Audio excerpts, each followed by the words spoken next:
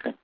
Apparently, this change of U.S. policy by stealth about negotiating with terrorists is now so complete that it's not of interest to anyone that a man who was designated by President Obama in 2013 as a high-level al-Qaeda terrorist by Executive Order 13,224, nevertheless participated in the U.S.-sanctioned and U.S.-sponsored Yemen peace talks in Geneva this week.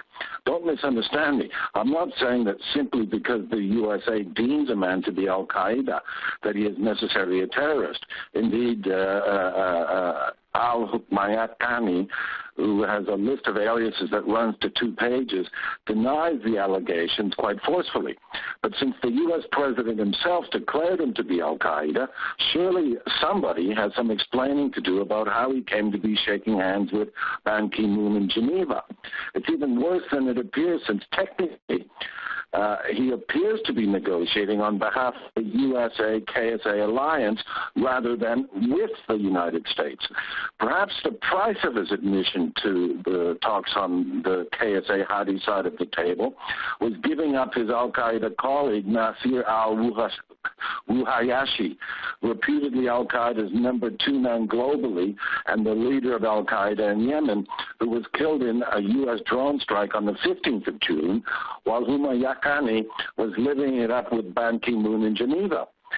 Al-Qaeda, of course, was born of U.S. adventurism in Afghanistan, and it seems that, like all prodigal sons, it is back to daddy that Al-Qaeda has returned. Ruhayashi, who has supposedly been Osama bin Laden's personal secretary, had previously been apprehended by Iranian forces in Afghanistan and eventually handed over to Yemen, where, while the U.S. and the KSA ruled the roost there, he eventually escaped custody in 2006 and went straight back to work, repeatedly running the powerful al-Qaeda franchise in Yemen. The site website, operated by ex-Mossad conwoman Rita Katz, has confirmed that al-Qaeda concedes that al-Ruhayashi was killed in the strike, although U.S. officials claim that he was taken out in a so-called signature strike, that is, a potluck drone strike that doesn't actually target anyone specifically.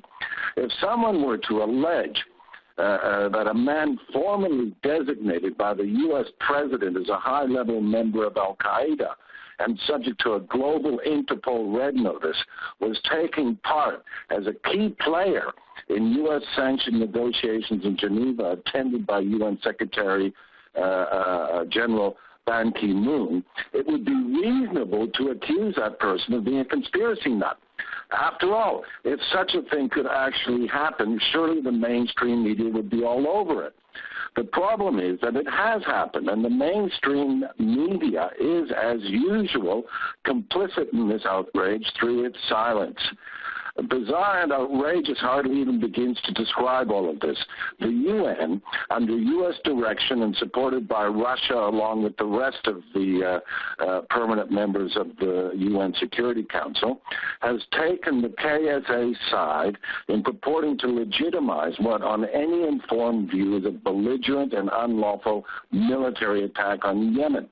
If that is not bad enough, they've now given a man designated by none other than the President of the United States of America as a high-level al-Qaeda terrorist a seat at the negotiating table, essentially on behalf of the KSA, while at the same time quietly blowing up al-Qaeda's #2 man in Yemen.